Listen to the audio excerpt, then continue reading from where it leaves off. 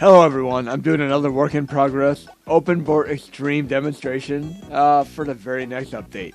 We already established that Final Fight LNS Ultimate works great, and I have Jennifer working from beginning to end. And of course, Mighty Morphin Power Rangers Beats the Power by Merso-X is also working from beginning to end.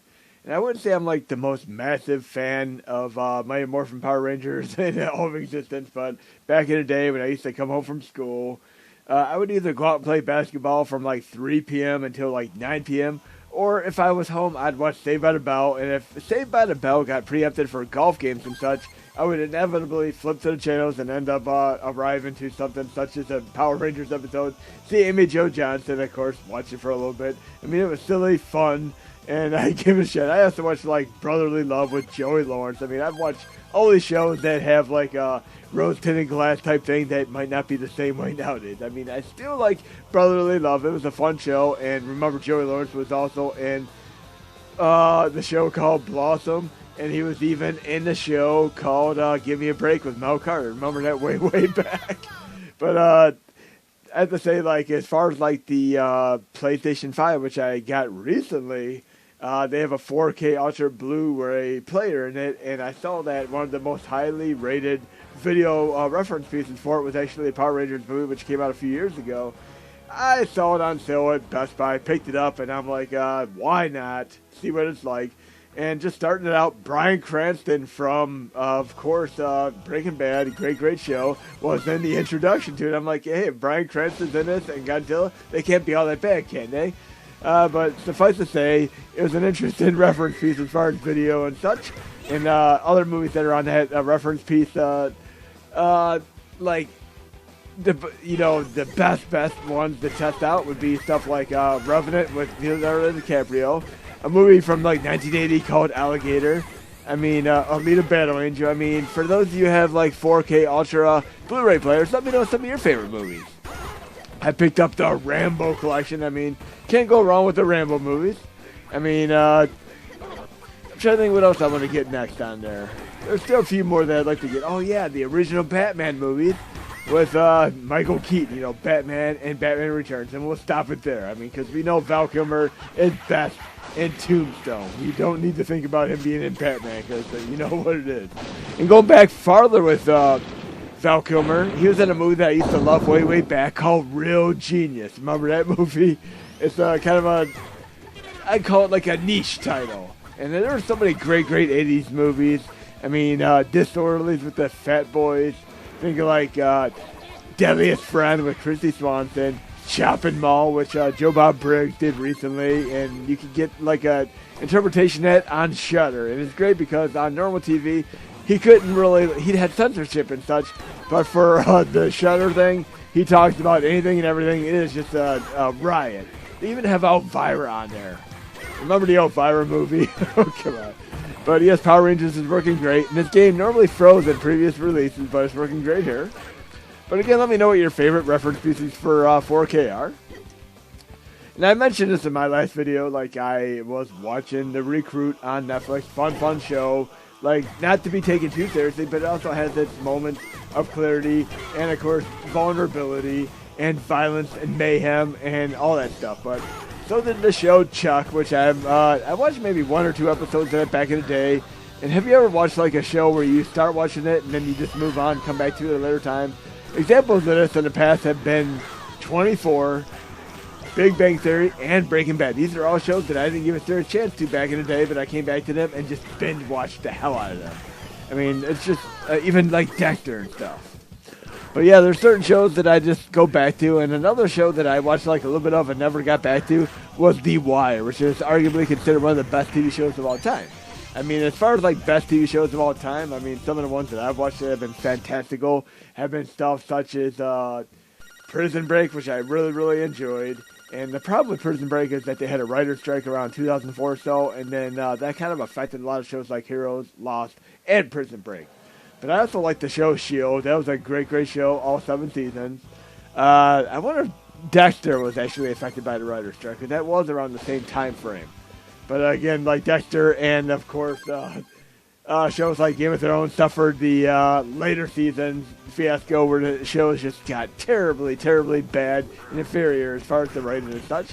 I mean, Game of Thrones did not end on the best note, without a doubt.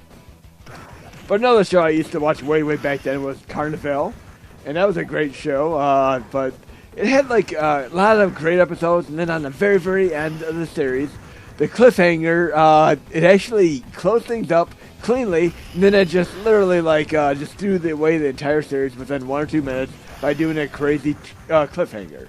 Have you ever seen shows like that where they do cliffhangers and never have resolution? And it's kind of funny because I even watched like the X-Files, and that show got weak later on. But there was like one time I came home from work when I worked third shift, and I happened to see this one show Sunday morning called Strange Days at Blake Hosey High. And it was like a kid version of X-Files, and it had some interesting mysteries to the show. Then I saw that the show ended, and then they did like a movie, which kind of did a resolution to the whole thing. And it kind of reminded me of a little bit of like a kid's version of like X-Files crossed over with Harry Potter. Because you had people who seemed like they were infamy and villainous, but they ended up, you never know, whether they were neutral or actually villainous or friendly. I mean, you never knew, but you had to keep watching anyway. But this is working great here. We didn't crash. So we're going to try another game here as one of the other demonstrations. We already know Rescue-Palooza works great from beginning to end. I mean, I'm going to post more about that the release, but right here's one of the best ones you can play. Silver Knight Crusaders. Should we say Silver Knights Crusaders? Castlevania, as far as I'm concerned here. Recycle, don't trash it. Love this type of stuff, because this is the type of stuff that would be like Mad Mothers Against Drunk Driving, or all those like, stuff you'd see way, way back in the day, Dare, and all that. And of course, like those posters we'd have in school saying to stay away from cartoon stamps that might have LSD on them and all that. Okay, we're going to play Ethan Greymon or Francis Bloodrose. We'll do Sheba Faulkner. We need a Zoslamel from like a Soul Calibur style character here. But this is by far one of the top 10 open board games for me, along with stuff like Avengers Unite Battle Force, Rescue-Palooza, and etc., etc. But look at this awesome stuff here. Love my Castlevania games, and as far as my Castlevania games are concerned, one of my other favorite ones is Harmony of Despair on PlayStation 3, Xbox 360, and I think you can play it on PlayStation Now with PlayStation Premium on even the next-gen PlayStation 5 and even Xbox One with the Game Pass and all that. But great, great game. And I used to do 4-player mode activate offline so I could get some of the loot and grind, because you could literally leave 3 of your characters at the beginning of the stage, and when you beat the boss at the end scale of the stage, you drop a treasure chest for all of them. And I got like some fun weapons. Like the very, very fast weapons. And I like the sonic boots, all that fun stuff. I don't know if I go back to the game, and try to get all the loot again. I just try to play it and beat it. But right here, this is like the closest thing to like Castlevania on TurboGrafx CD that I've ever seen, as far as like fan-made games is concerned. But fun stuff here. It's kind of interesting that Dragulax on Super Nintendo is one of the most rarest games that you could potentially get, but it is still not quite as good as the more intrinsically amazing game on the original TurboGrafx CD. And I didn't even know about the game until like I ran into a collector friend of mine who collected these games. He had like Gate of Thunder and stuff like Castlevania, Rondo of Blood, and he showed me these, and I was just blown away by these. Very, very awesome stuff here, and I love the fact that this boss reminds me a lot of like the one from Night Slashers. Night Slashers, Frankenstein's monster boss, and yes, what is the monster from Frankenstein? Almost like, what is your favorite scary movie? Who is the killer on Friday the 13th? The monster in Frankenstein is not Frankenstein, it is Frankenstein's monster, because Frankenstein is the scientist who created Frankenstein's monster. A little bit of a mouthful there, right?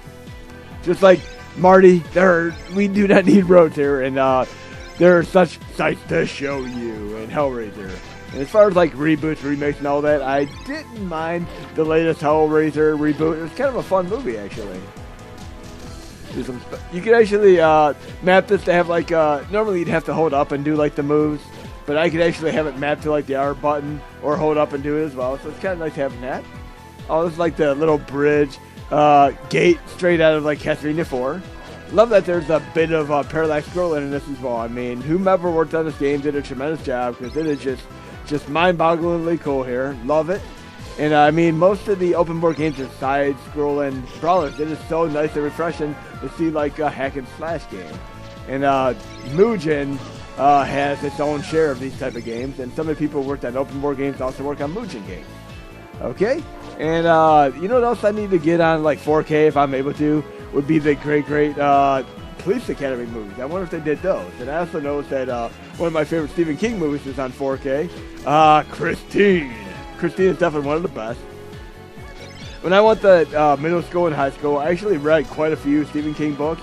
I mean, even I remember reading The Talisman with Peter Straub, where he co-wrote that with him. And Peter Straub was actually a children's author, but the combination of Stephen King doing horror, and then Peter Straub worked out pretty well. Now, I wonder if they've ever done like an adaptation of The Talisman.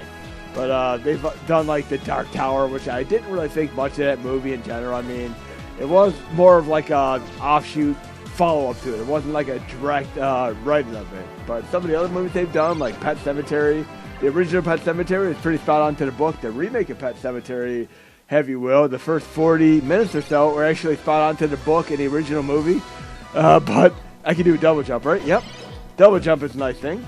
But yes, after 40 minutes, spoiler alert, the movie takes a turn in different territory. And I kind of like that they did that. I like movies that kind of throw you off for a loop here. Almost like Deep Blue Sea with Samuel Jackson. You know how that goes. And then, of course, other movies like, I'm trying to think of this other horror movie that did that way back. I mean, just movies that they don't do the obvious. Cabin in the Woods, I mean, think of some other ones that you might think of. Oh, jeez.